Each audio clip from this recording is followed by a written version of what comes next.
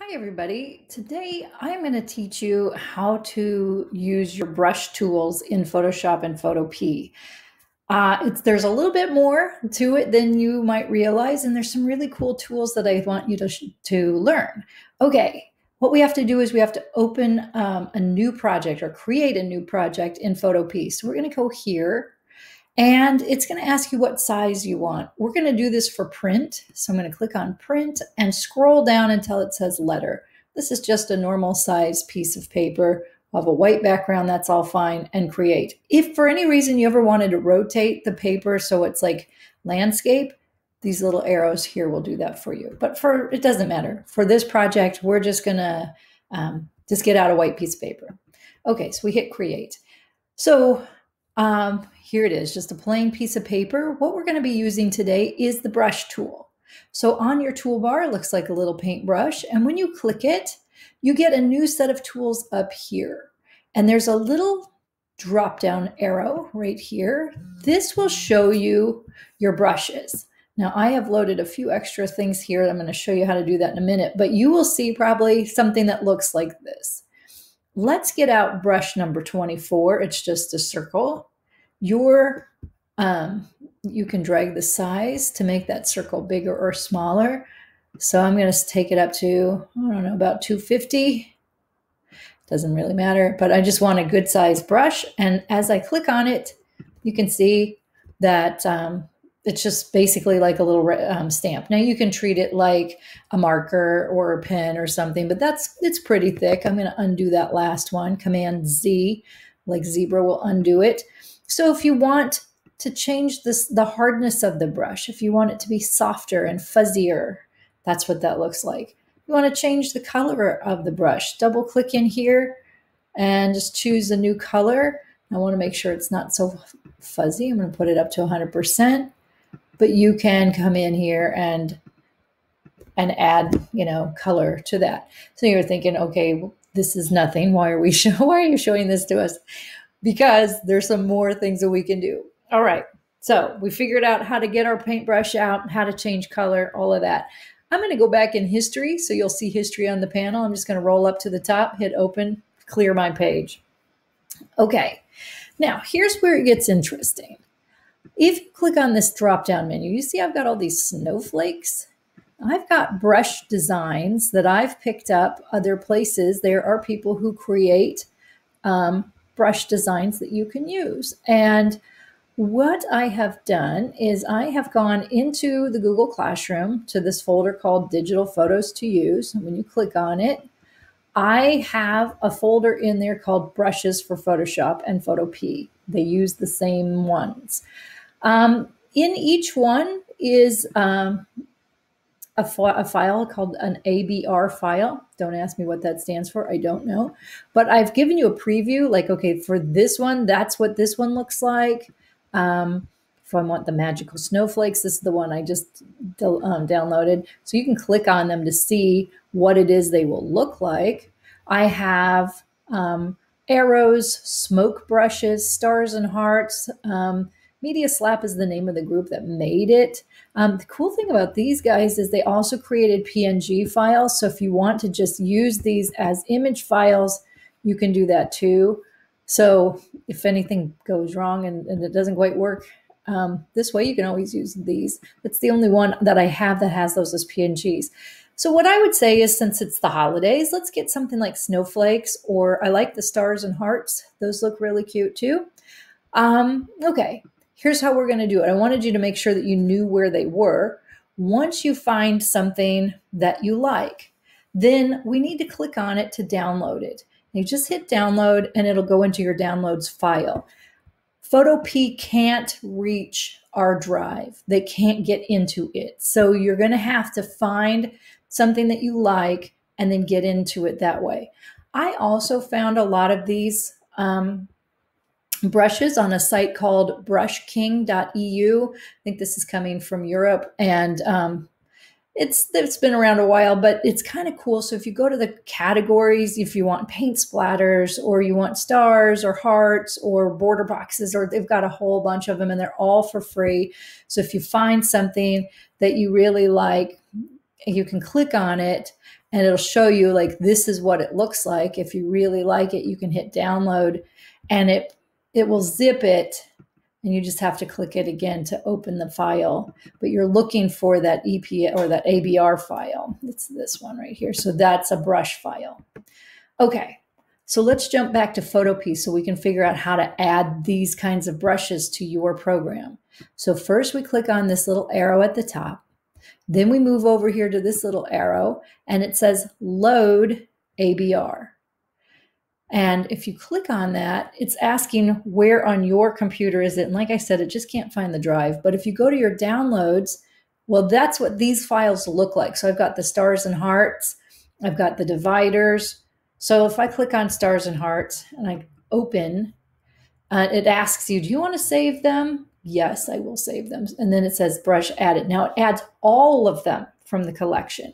So if you come over here, now as you scroll down to the bottom of the list, you will see, look at this, I got some new little stars and hearts. Now there's another place you can find these things. It's over on your, over here in the panels. So it says BRU for brush. If I click on it, now I don't like the way it overlaps my paper. So if I click on these arrows, it can kind of scoot it over. And I think if I click it again, it'll close that panel. I just want to get it out of my way. But what's cool about this is that you can see all of your, you can see all your brushes. So if you like one, you can grab it. You can make the size bigger or smaller, either with the size slider or with your bracket key. So you can make that really big. I noticed that sometimes my colors weren't coming out really dark. So they were kind of a faint version. The opacity is at 100%, the flow's at 100%. So I wasn't sure what was happening. If yours is coming out really light, well, you might just have to give it a couple extra taps and, you know, to deepen the color. The other thing with the brushes is once you've done it, you can't really undo it unless you hit Command Z, Command Z, Command Z. It's not going to be as easy. If you wanted to put things on separate layers, you could do that.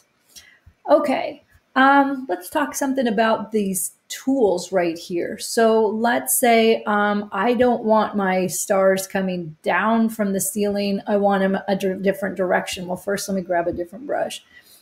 So I'm going to use this brush right here, but you see how it's really, it's only going one way. Well, if I change the angle of it and I change it to like 180, and you can get in here and type it if that's easier. I'm just going to type 180. And I'm just going to click into the black and it resets it. So there's that. If I wanted to change that to 90-degree angle, I can have it go to this side. If I wanted to change it to 270, and again, I have to kind of click out. I don't want to click on my paper, but I just kind of click in the black. But you can adjust the angle and the arrangement of it. The roundness is how, like, it's going to tilt. It's, I don't know. This doesn't work as well on this one. I wouldn't probably mess with roundness. And then the spacing is about, if you wanted to create some kind of border, I'm going to go back up to history. I'm just going to clear my page again. If I wanted a little border, as I drag down, it's going to space. See down here? Let's see if I can make that smaller. Might just have to play with it, but you see how it'll like space it out. Now I'm not doing that very nicely. Scatter would also like kind of throw them randomly on your page. And again, like haven't played with this enough to really get it to work very well. All right, but you're kind of getting the idea. These are the tools over here in the brushes. And let's see if I can, Command 0. I'm trying to get back to the top. This is the one thing with Photopea that bugs me a little bit. Okay, start over. I'm going to go back to the beginning. Let's say we want to add a background color to this page. I'm going to double click here, get into the color picker. I'm going to choose kind of a nice dark blue. And the easiest way to do this on the toolbar is to find your gradient tool with the paint bucket, and you can just click. I was having some trouble earlier today with Photopea. It was giving me a little bit of glitch. If that is happening for you, another way to add fill color is if you hold the Option, the Alt or the Option button, and you hit delete. At the same time, you hit the delete key or Command delete. You see, it's going to choose these two colors. So Command delete, Option delete, and try it if you're on a PC. It might be Control rather than Command, but give it a try. Hit Command delete or Option delete, and that's another shortcut to filling a layer, especially if you can't get the paint bucket out or something's glitchy. All right, let's change. I'm going to switch those colors around because I want the white one on top now. And I'm going to choose a brush, and I'm going to create some designs. Oh, I see. I'm still on my paint bucket. That's why I'm going to hit Command Z, undo that. I got to get my paintbrush out. Okay, so get my brush tool, and now I'm going to get this out. Okay, so I can add some white snowflakes. And I am trying to get to the top of my page. I'm not sure how to get up there. Anyway, I think I can still do what I need to do with this view. You can take your brushes, you can change them out. You can make them bigger or smaller with the bracket keys, but I'd like you to try to create some kind of design. Just play with it. Create a design and then turn it in. Let's say you want to add some text. So if you click on your T button and you come over here and drag out a text box, oh, now it's going to work. Okay, my fonts are up at the top, so I can change the fonts to different things, and you can, might be easier to just type a word and see what it looks like. Okay, now do you see? If you're like me, you're like, I don't even see anything. Okay, it's there, but it's really tiny. So I can take that slider and make that really big, or, you know, as big as I can here. This is as big as it's going to go. Now I also see that I've misspelled something, and it gave me some funky stuff here. All right. The way, if you're in a text box and it's super tiny and you can't see it, because I think the default is probably like a 12, hit Command A to select all of it. And then, or if you could just take your cursor and sweep over it, but Command A will make sure you grab all of it. You can drag that bigger, but let's try something else. I'm also going to pull this text box back a little bit. I'm going to hit OK on that little check mark. And I'm going to get my move tool now. I'm going to hit the move tool, and I'm going to click on transform controls. Command T, like Tom, will also well, I don't know if that does that in Photopea. It does it in Photoshop. All right, I'm going to just drag it out. Grab it and drag it. So you can drag the text as big as you need it to be. I don't like the color of it. Okay, so after I'm done with that, I'm just going to turn off the transform controls. I'm going to come back to my text. Well, hold on. Let's go into the layer. So click on your layer, and if you double click right here, my worry is if you just clicked on a T, you'll get a new text box. But if you want to work on this one, just click on this little T right here on the layers panel. Okay, I don't like black for the color. I want to change that to white. So you can change that and hit OK. And if you don't like the font, no big deal. You can just kind of go down, and I think, will it preview it for you? Well, you can see the preview over here. And again, you might have to like change size of it, all of that, but yeah, get it to the size that you want. And then, like I said, you might need to just drag the text box a little bigger, and just with the move tool, hit that transform control and drag that bigger, and then check it. And then once that's done, you can move it wherever you want to in your page. It's because it's on a different layer than everything else. If you really wanted to add certain things to different layers, you could always just come down here and add a new layer and say, okay, well, this layer, I'm going to use a different color. Maybe I'll use some yellow. Ugh, it's a yucky yellow. Say, okay. And then let's get a paintbrush out and we'll add some little yellow stars. Now, if you had these on a different layer, see how you can turn those on and off. So that might be another thing to try.